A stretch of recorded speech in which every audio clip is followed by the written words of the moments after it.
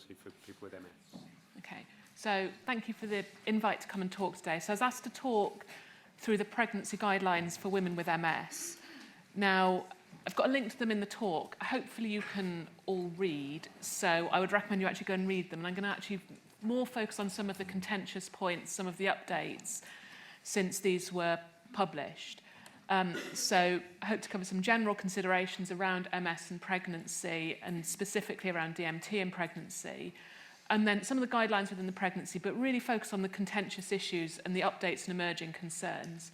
And then I think key is also where to find more information, because this is a field that changes pretty much every month.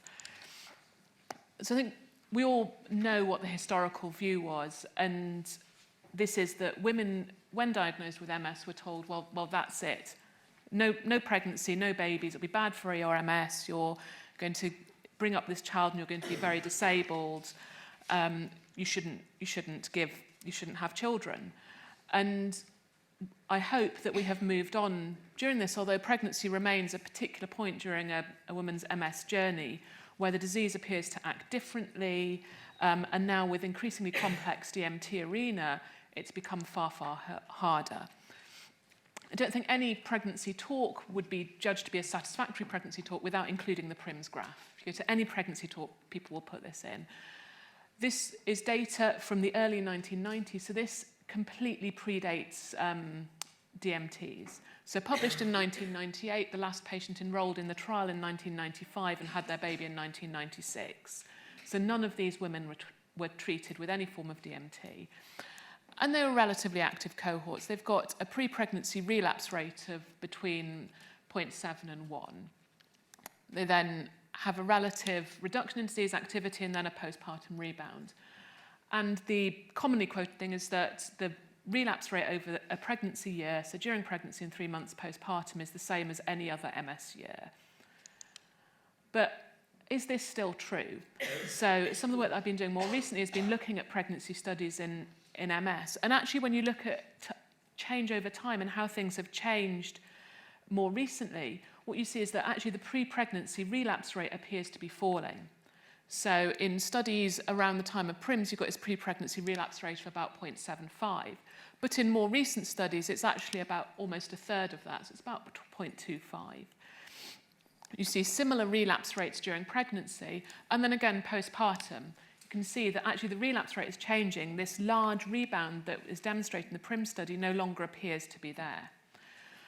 It's not clear what's driving this change, and my personal view, again, is that it's not one thing. Is it that people are using DMT more commonly pre-pregnancy or postpartum? People are being restarted on disease-modifying therapy quicker postpartum?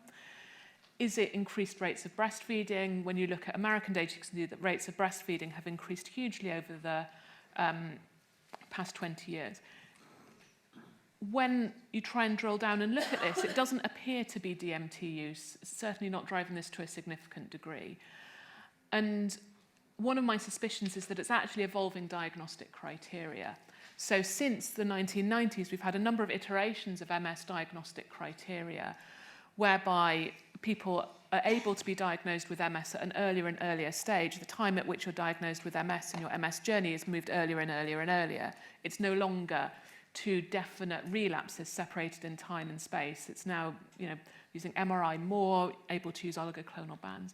So probably through this, we're actually including patients with milder, in inverted commas, MS in these studies. Or is there actually something else that's driving it that I've not thought about? And that's also entirely possible. But what I think this does tell us is that actually sometimes this approach that we have with women, everything will get better during pregnancy and then it'll get much worse afterwards. Actually, are we even giving women the right information? So when we talk to women with MS and about pregnancy, about the possibility of pregnancy, I think one thing that's key is that as neurologists, as MS nurses, actually we're very good at talking about MS, and we're not so good at talking about pregnancy, and we're not so good at talking about a lot of the issues around pregnancy. This is UK data, so this is data from London, and this looked at a cohort of women who became pregnant and try to establish whether their pregnancies were planned, whether they were semi-planned, which they call ambivalent, or whether these pregnancies were very definitely planned. Overall, about 1 in 6 pregnancies was really not planned, totally unplanned pregnancies. And actually about a third of pregnancies were ambivalent. So where women didn't go into this pregnancy saying, I really want to get pregnant. And only just over half pregnancies were planned, including speaking to healthcare providers pre-pregnancy, taking folic acid for the recommended 3 months pre-pregnancy. And most of the unplanned pregnancies were in women aged 20 to 34. Now, we don't know what the unplanned pregnancy rate in women with MS is, but certainly my clinical experience has been that as much as you would like to say, oh, everybody comes and talks to me and says I'm planning to get pregnant, and we talk about it and think about it, actually there's a very significant number of women that rock up to clinic and say, I'm pregnant, surprise! And you think, oh, why didn't you mention anything? And I think this does happen in real life, and we have to accept that actually just because somebody has MS does not mean that they are automatically going to discuss all of their life choices with us, however much you might want them to. Why is this important? Well, actually, in unplanned pregnancies, generally people will not, especially if it's genuinely unplanned, suspect or realise they're pregnant till around 6 to 8 weeks, by which time you've had significant development of the nervous system, heart, arms, legs. So your window of opportunity for congenital malformations is already well in action, so to speak. By the time you then factor in potential washout periods for drugs, which may be weeks, and I've got a slide on this coming up, you're talking about a long period of exposure at a very crucial stage of fetal development. The other aspect to pregnancy planning that certainly as neurologists, I really think that neurologists and MS nurses we don't appreciate is actually the time to get pregnant. And I think sometimes we don't address this well enough with the women that we talk to, because it's all very well saying, well, that's fine, take some disease-modifying therapy, stop taking it, try to conceive, you'll have a short time, and then you'll be pregnant and it'll all be great. Well, actually, about 1 in 8 women haven't conceived after 1 year of trying to conceive. And actually, about 1 in 12 still haven't conceived after 2 years. That's a long time on no treatment. In the UK, you're not eligible for referral to fertility services until you've been trying to conceive for at least 2 years with no success. If you have a miscarriage in that time, the clock starts again. So this is a very, very long time, potentially, for women to be off disease-modifying therapy. And my personal view is that actually we need to be honest with women about this, that the mean time to conception in those who are trying to conceive is 3 months. And that's the mean. But that graph has a big skew at the end where people are not getting pregnant or may have recurrent miscarriages. And this can be a hugely anxious time for women with MS. Not only the feeling that this clock is ticking and every month it's depressing again, but also the feeling that this is my brain, I'm off disease-modifying therapy, oh my goodness, another month of DMT, oh. And the amount of anxiety and angst around that probably isn't spoken in a lot of clinics is huge. Another aspect is actually outcomes from normal pregnancies. Is there such a thing as a normal, uncomplicated pregnancy?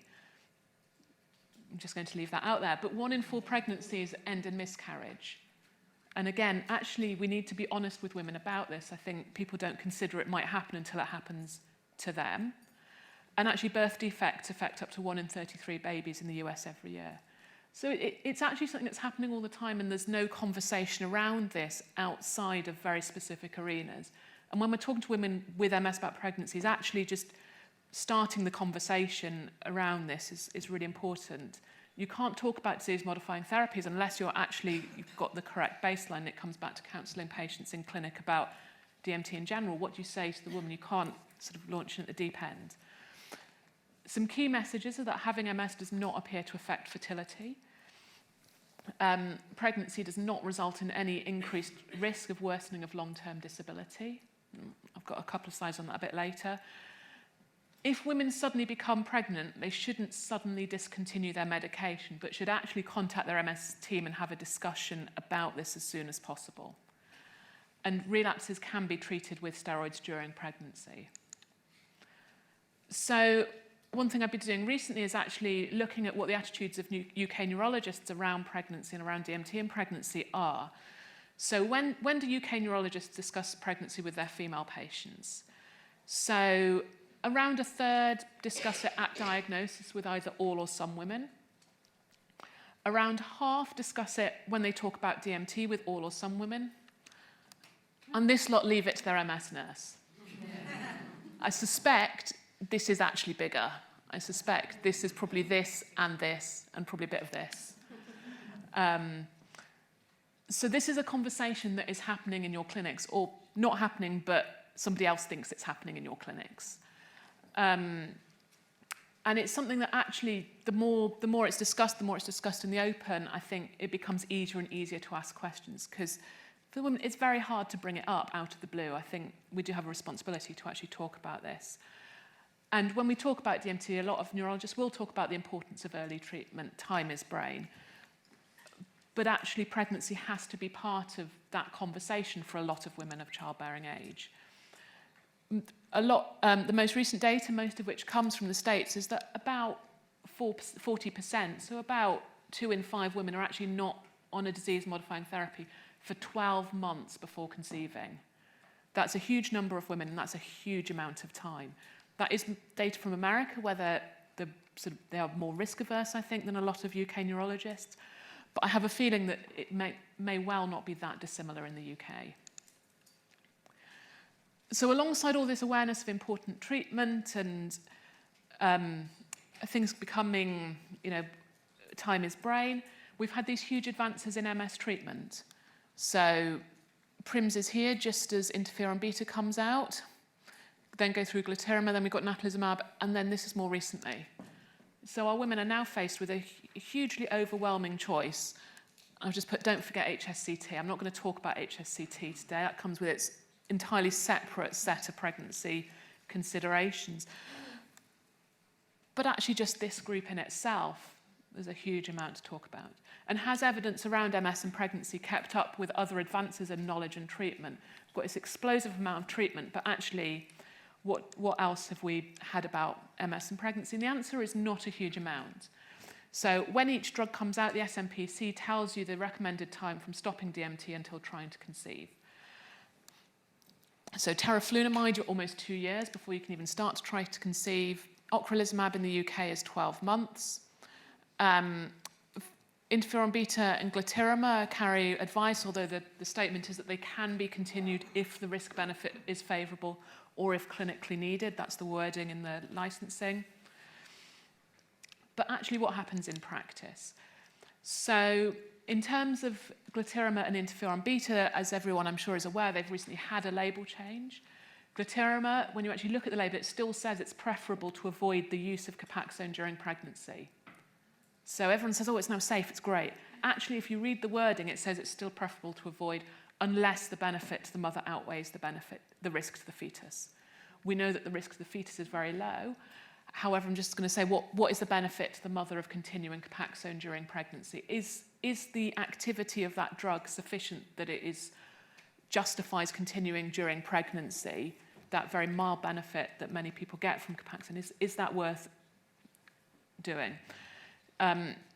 Interferon beta, the labels are all identical, and they say if clinically needed, they may be considered during pregnancy and are safe in breastfeeding as well. And these are based on drug-specific and population-based registries. And I put this footnote on the slide. It's likely that most women who are taking these drugs anyway have relatively mild disease, relatively mild MS, and may well do well during pregnancy anyway. However, it does provide reassurance to continuing them up until time to conception. So where does this data come from? It all comes from post-marketing databases and also supplemented by Finnish and Swedish MS registries. So the European Interferon Beta Registry, which is all interferon beta preparations pooled, had 948 complete pregnancy reports. Okay. This was added to with the Finnish and Swedish MS registries, where there's almost 3,000 pregnancies. However, a lot of these are relatively historical and actually contain exposure only during the first trimester. And really importantly with these, actually, there is no control arm. The control arm in the Finnish and Swedish registries is patients with MS who are receiving other disease-modifying therapies. And the interferon beta pregnancy registry has no dedicated control arm. And we don't really know what happens in a comparable group. Now, the limitations of these kind of studies is actually the focus of post-marketing databases around pregnancy and disease-modifying therapies are run by the drug companies, and they focus on drug safety. They are set out to answer the question about, is exposure to this medication during pregnancy safe for the baby? So they collect outcomes in the baby. The mother, in terms of these studies, is actually seen as relatively irrelevant. They actually collect almost nothing on the mother, and they collect no control groups, so no people who are matched for age, for disability, for anything else. They have a very limited definition of exposure, so they talk about the half-life of the drug within the body, but they don't talk about how long that drug may be active for in the body, sort of after you've stopped taking it. And actually, when you talk to women with MS about these things, they're really not engaged in these drug registries at all. There is a lot of suspicion about who am I giving my information to, who am I telling about my baby, where's it all going. The follow-up is really quite arduous. And actually, there's huge amounts of missing data. So they tell us a bit, but they don't tell us a huge amount. And what they don't tell us about actually is the risks to the mother of stopping treatment. So all of these SMPC advices talk about risk benefits, but they don't quantify the risks. That's sort of left to the MSologists, the MS nurses, to the neurologists. And I think everyone in this room is probably aware of the risks associated with stopping natalizumab. So back to what I was asked to talk about, which is the UK guidelines, and what do they recommend? So these are open access, they're freely available. If you just Google the title, they come up, you can get hold of them. And really the key points are actually to try and encourage early discussion with patients and to move away from just saying, oh, you're thinking about getting pregnant, stop everything. And actually to try and start thinking about it and to actually engage, have a discussion. So the next two slides are actually in the guidelines. So in terms of pre-pregnancy, actually these are things to consider when talking to women. So there's no effect of MS on the fertility. Don't routinely defer DMT. And then in terms of obstetric management, MS does not make a pregnancy automatically high risk. And I think one of our roles is actually to advocate for women with MS with the obstetric teams, who as soon as they hear someone has MS say, oh, complicated, elective cesarean, epidural, general anaesthetic, and just start panicking. Whereas actually a woman who's, maybe being offered interferon beta first-line therapy, very mild disease, and is very well, why shouldn't she be offered all the options that any other woman should? EDSS of 0. Why should you have to go down a very medicalised pregnancy and delivery route? So I think we do have a role actually to advocate for our patients in these environments and say you do have choices. And it comes down to the woman, not to the MS. And then postpartum consideration. And again, I think supporting breastfeeding alongside treatment considerations is really something actually that as MS nurses, as MSologists, we have to do because nobody else is going to do this for our women. It's just too complex for anybody outside the MS field. These drugs are just alien names to them. And the other really key point is actually there's a significantly increased risk of postnatal depression in women with MS. And who are they going to ring? They're not going to ring often their health visitor or their midwife, who's a different person every time they see. They're going to ring the healthcare professionals that are constant in their lives, which comes back to their MS team, to their MS nurses. And actually being aware of some of these factors can be really important to women. So in terms of symptomatic treatments, again, this is the bit that you can read in the guidelines, and I'm not going to dwell on this in a huge amount of detail because there's a couple that I do want to talk about in slightly more detail or update around. So what are these contentious issues? So the first contentious issue when we were writing the guidelines, the area that we got a lot of pushback on is actually natalizumab during pregnancy. Now, when I was talking to some of our MS nurses when I was preparing this talk, and I was saying, what do you want to hear about? They said, well, we get all these calls that says that so-and-so says this, but so-and-so says something else, and so-and-so says something else, and patients are just hugely confused. And actually you can see why, because neurologists are telling people all kinds of different things. So depending on who your neurologist is, people are getting told different things. And then they look online and see something different. And then they go into the Facebook group, which is a whole other world. And then they get loads more information from all of their peers saying, well, my neurologist said this, and my friend said they had a neurologist who said this. And disentangling all of that is just really, really hard. And again, it's you that has to do that. So some neurologists say minimal or no pregnancy exposure. Some say it's fine. Some say continue it all the way through, right up to delivery. So there's huge amounts of mixed messages out there. I think there are some key points to keep in mind. So between 1/3 and 2/5 of women who discontinue natalizumab before pregnancy in order to get pregnant will relapse. And a significant number of those will have severe relapses resulting in permanent disability. And I think that is a real risk, and I think we have to be honest with women that that is a real risk. And this is borne out by Italian data. And what this shows is that the green line is women who continue natalizumab, and they have a relatively stress-free pregnancy. This is untreated. And these are the women that stop natalizumab before they conceive. And their relapse rate shoots up during pregnancy. So in some women, pregnancy itself is not enough to sort of compensate for stopping highly active disease-modifying therapy. And actually the effects of this, so this is a continuation of the same study, it goes out to 6 years. And the group who actually continued natalizumab for at least the first trimester do far better long-term than those who stopped it. So it's not just saying, oh, you're going to have a bad relapse in pregnancy, oh dear, never mind, well, it'll all be better afterwards. Actually, the implications of this long-term are pretty huge in terms of disability. And you can see this from German data. You can see that the earlier you stop it, the more likely you are to have a relapse, the longer you are off treatment. It makes sense. But then what about the baby?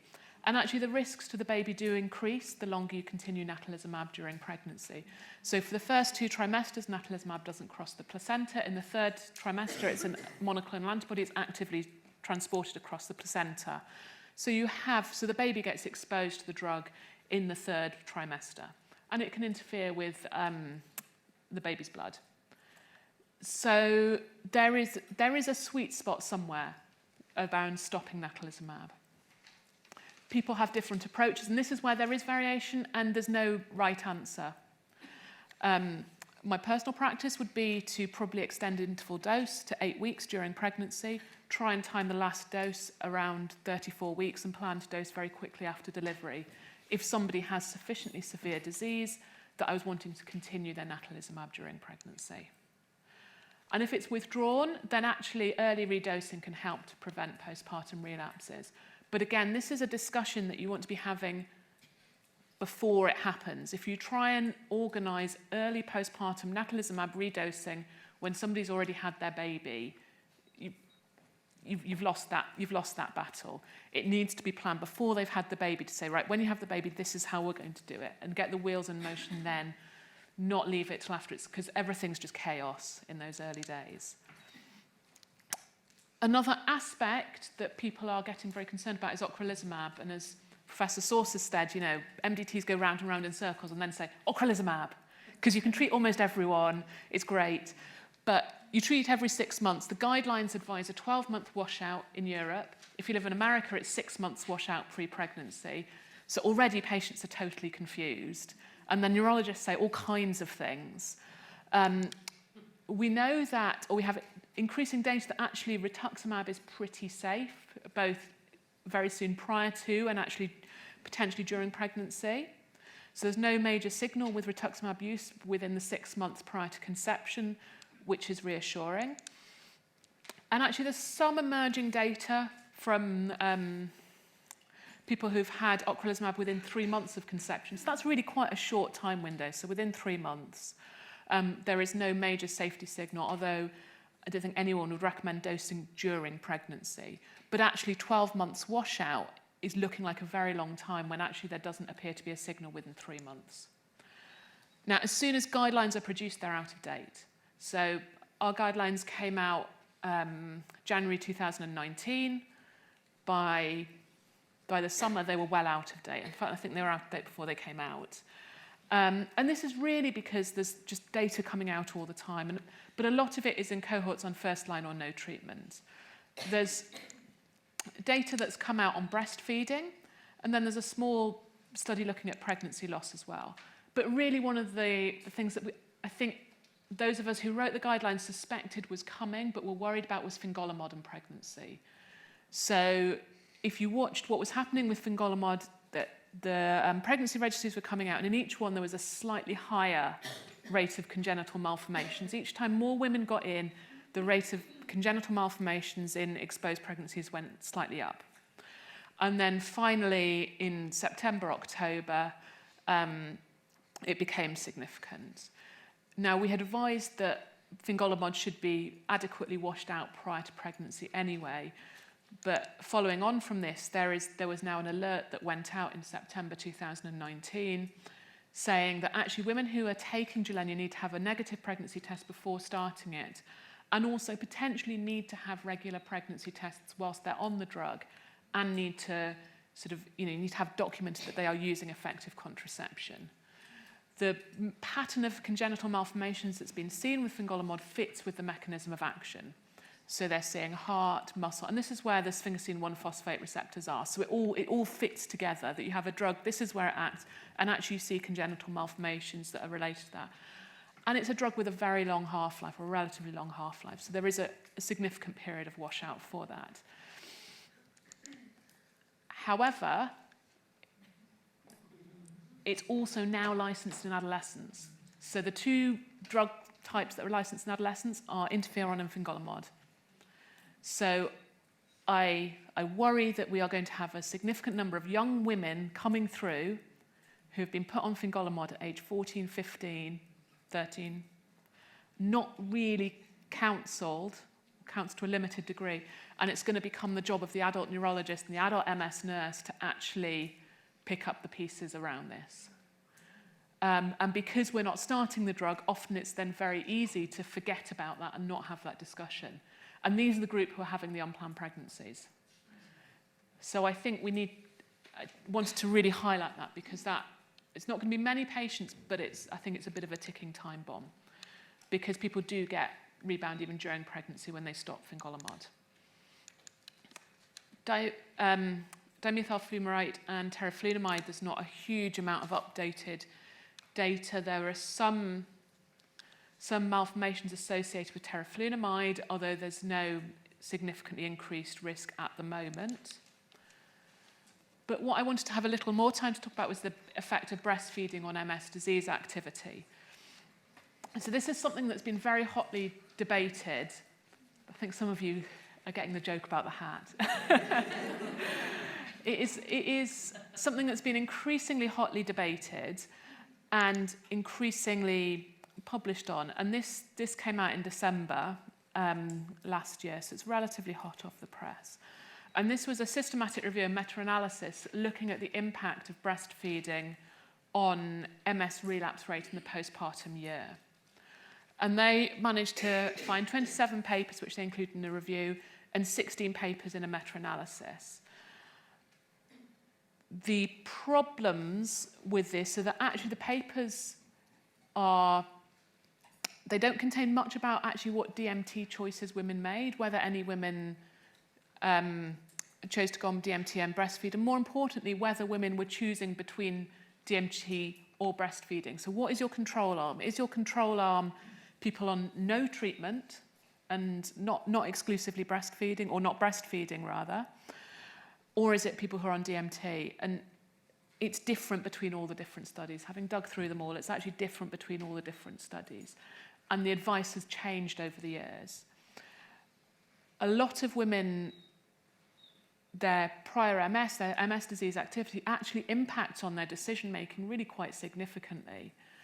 And I think there are women who have, again, slightly more potentially severe disease who say, you know what, I want to go back on treatment. That's more important to me than breastfeeding.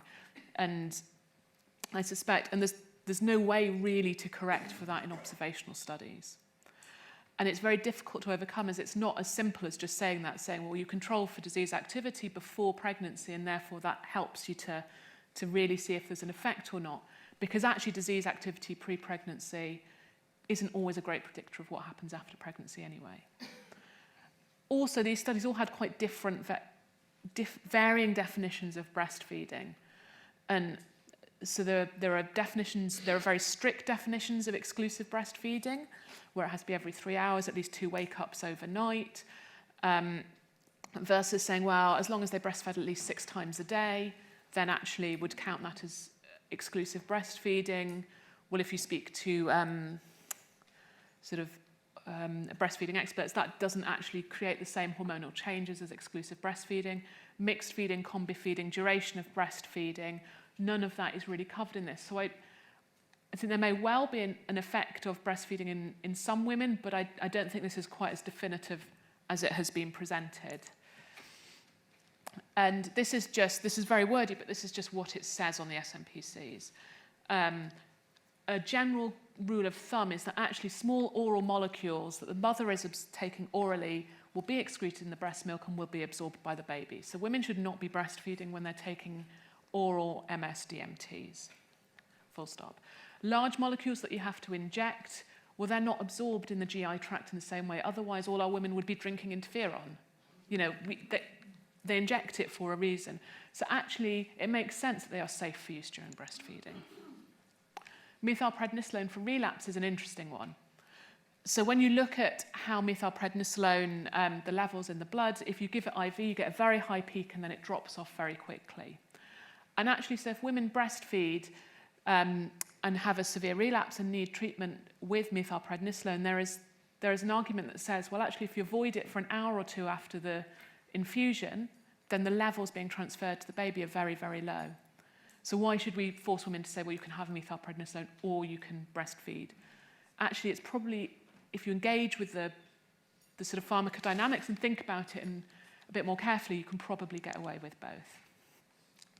I'm aware that I'm running out of time, but I just wanted to highlight, because this has been something in the neurology field that has been really important, is actually valproate in the pregnancy prevention program and the role of disease-specific registries as opposed to drug-specific registries. So valproate's been associated with long-term neurodevelopmental impact in the babies, and this was picked up through the UK Epilepsy and Pregnancy Register.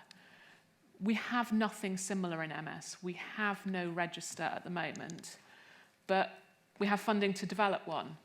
So at the moment, one of the things that I'm doing is actually working with a group of other interested neurologists to try and develop an MS pregnancy registry that really focuses on those long-term questions that are more important to women with MS. So not just answering questions around what are the congenital malformation rates if you expose women in a very short time period around pregnancy, but actually what are the longer-term rates? What are the issues around supplementation, around symptomatic treatment? And it's not all about disease-modifying therapy. Don't forget about vitamin D. We talked about MS causation and vitamin D and various things. My personal theory, and again, this comes down to personal theories, is that actually it's maternal vitamin D during pregnancy is the risk factor. It's vitamin D that you see later is tied up in changes in behaviour with MS, but I think there's something there in very early life. And then there's the standard advice, not smoking, pelvic floor exercises, supplements, diagnosing UTI. UTI, common in MS, associated with a plethora of poor birth outcomes, neonatal sepsis, early labour. You know, we just need to actually be talking to our women about this. And then it is potentially safe to give steroids during pregnancy. Women with MS have the same risk of complications during labour as anyone else based on their level of disability. And there's actually no contraindication to either vaginal delivery or caesarean section under epidural cover. It depends on what the woman wants and what the obstetric situation is. It's take MS out of that conversation, focus on the woman and her level of disability. And there isn't a signal for long-term disability at the moment. We can be relatively reassuring to our patients. I suspect the studies that show an improvement in long-term disability are actually selection bias and women with less active disease having more pregnancies, although I can't back that statement up with a huge amount of evidence. For symptomatic treatments, I just direct you to Mother to Baby, bumpsanddrugs.com, because this just changes all the time. There is also a woman called Wendy. She's a pharmacist. There's a pharmacist called Wendy. I don't know if anyone's come across this. She got a CBE for her services to breastfeeding mothers a couple of years ago. And she runs a website and advice line for women where they can actually get in touch with her, and she will look up individual drugs. And she's the nationwide expert on drugs and breastfeeding. So she is basically the go-to. So conclusions with 1 minute to spare. It's an evolving field with variation in practice, and that's really, really, really hard for our patients because they hear different things from so many places and don't know where to turn. It's safe for women with MS to have children. It doesn't worsen long-term prognosis, but we shouldn't automatically be delaying disease-modifying therapy until someone's completed their family. We do need to be thinking about pregnancy in all women with childbearing age. And as the relapse rate does reduce naturally during pregnancy, it's fine for many women to stop treatment during pregnancy. But there are a small cohort of women with very active disease whom we need to think a lot more carefully about. So I'd say, 80% of women, probably it's fine, but there's that 20% with very active disease who are a worry. About a third of women will relapse postpartum historically, but it's difficult to predict who. And postpartum depression I haven't even touched on, but it's common, and we really need to support women because they will be picking up the phone and calling you, but they won't be saying, I think I've got postpartum depression, is the problem. It will be a lot more roundabout than that. So questions and a final plug for the MS Pregnancy Register, which will be coming soon this year. Okay, thank you.